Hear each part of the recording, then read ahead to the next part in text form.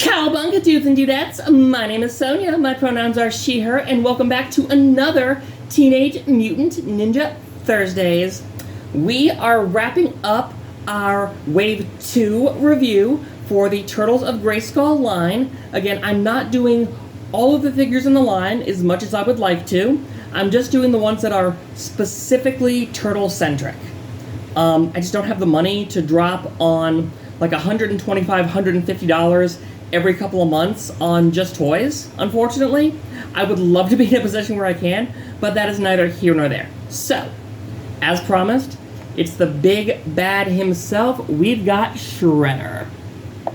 Oh, he looks really cool. Like, all these figures look super cool. Like, they looked cool in the first wave, but they look really cool in this wave. It really feels like they've stepped up their game. So we've got the Evil Master of Ninjutsu, which, to be fair, that doesn't really sound like specific to an Eternian setting. That could just be any Shredder. The back is really cool because that gives us a peek at another figure we're going to be getting sometime this summer. That is Splinter in sort of a King Grayskull attire, so that's going to be really cool. All Shredder wanted to do was eliminate the Turtles once and for all. Unfortunately, Krang's plan to harness the most powerful force in the universe backfired, and flung them to planet Eternia, where Shredder encounters an interesting new ally.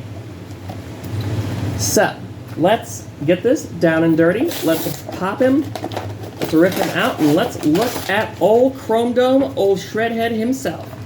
He comes with the same comic that Raph does, so that's cool. No need to look at that again. Let's get him out of here. Oh, that's an interesting texture. All right, we got that.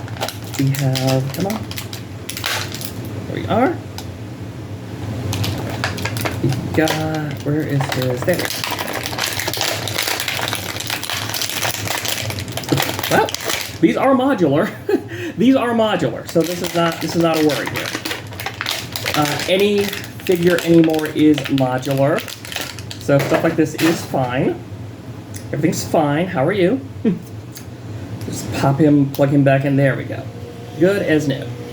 So, let's take a look at Shredder, who, again, much like Slaker, has a very kind of original action figure feel, especially with this cape, which it's not plastic, but it's not cloth. It's like a sort of an in-between vinyl, which is fine. I would have preferred cloth, especially paying $20, you know, before tax for a figure.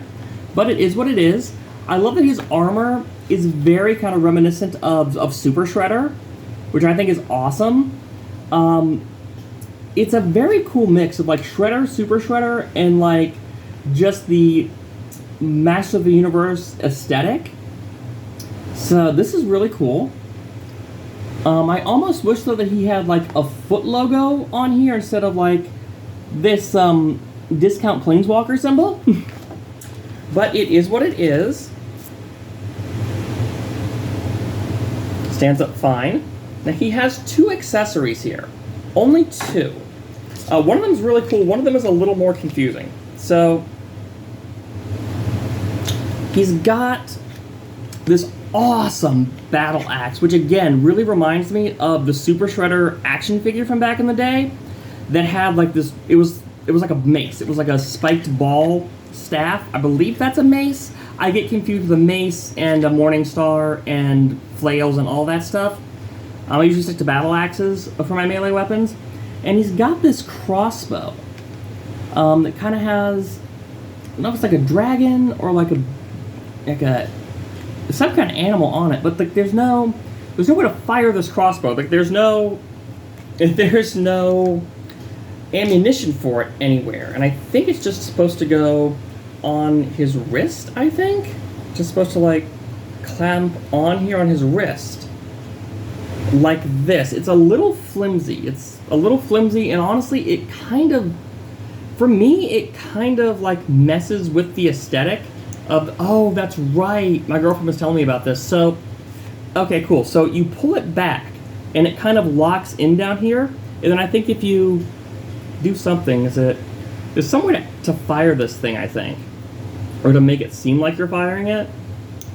Okay, yeah, you like kind of like unclasp it and it's supposed to look like he's firing it. It's a little cheap, but she was explaining to me like that's kind of what it was supposed to do in lieu of actually shooting stuff. So it's fine. It's a little bland. Like I know that there's not really much color on any of the other like accessories, but it feels a little off for Shredder.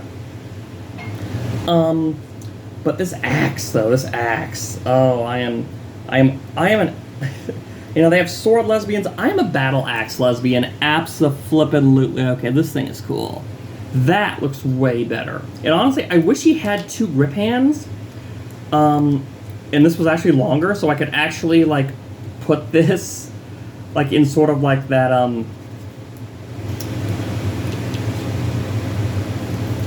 cannot think words right now, which is great, but yeah, sort of like him, like, you know, overhand and like kind of like holding it like this. It's not quite long enough to do that. It's almost, but not quite. See, he doesn't want to hold it down here, unfortunately. But for what we've got, this is pretty cool. This is a pretty cool version of Metal Mouth. Old Tingrin here. His grip hand is a little loose. It doesn't quite hold the axe as well as I would like it to. It's not as bad as the swords on Leonardo, but I still think some improvement could be made. Like, Raphael's is pretty good. Slaker's are pretty good. Again, I'm not quite sure why he doesn't have, like... why he's got just, like, the high five hand. Actually, that kind of looks cool. It's like... yeah, you can work with that. But yeah, his neck articulation is a bit looser than I've seen, but it's not necessarily bad. Yeah, kind of like Raphael, his shoulder pads are really kind of hindering some of the full motion that we could be getting. But that's kind of to be expected with this. His arm crunch is really hindered by a lot by his armor. So he's a much less articulate figure than the turtles are. But he is super cool looking. Like, I can't fault that. He is super cool looking. Weird crossbow thing aside, I do really like the aesthetic of this figure. I don't want you to think I don't. It's really cool. I will say, though, I don't know if he's my least favorite, but there's just some things about him that if they were slightly different, it would be much higher up on, like, my scorecard. But overall, I think it's really cool.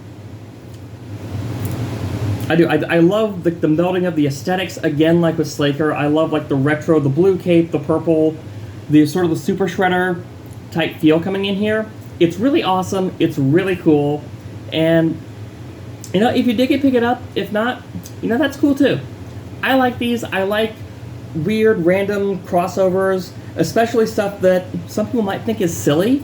And look, it is silly. It's He-Man and Ninja Turtles. It's going to be inherently silly, but that's why I love pro wrestling and other fun stuff. Like, yeah, they're dumb. I know they're dumb, but that's what makes them fun. So yeah, we've got Shredder, and let's bring in the whole gang here from the past couple weeks. We got Slaker. I love how much bigger Slaker is than Shredder. Like, it's one of those things I don't necessarily think about, because I think they were all, like, roughly the same height. I think Bebop and Rocksteady in the animated 80s show were a little bit taller than Shredder, but not much. But, like, this is way taller than Shredder, who is much more on par with... oops. Raphael, living up to his name, immediately getting into violence the second he comes into contact with Shredder. So there is the wave of all three here. I want to get Raph's big, beefy claw up in here. So there they are. There's the boys. They're super cool, and I'm really glad that you have taken your time to watch me gush about toys, gush about turtles, and just play with action figures. I really appreciate you guys being here for me. I really appreciate you guys, you know, sharing, liking, commenting, you know, obviously subscribing. And it just really means a lot to me that, especially when I get kind words, you know, from people just kind of out of the blue about, like, how much they love my energy or, like, how much they love my videos. It keeps me going. You guys keep me going. And as long as I have really awesome fans like you, I'm going to keep doing this. So, until next time, I've been Sonia, and I will see you on the next Teenage Mutant Ninja Thursdays. Bye!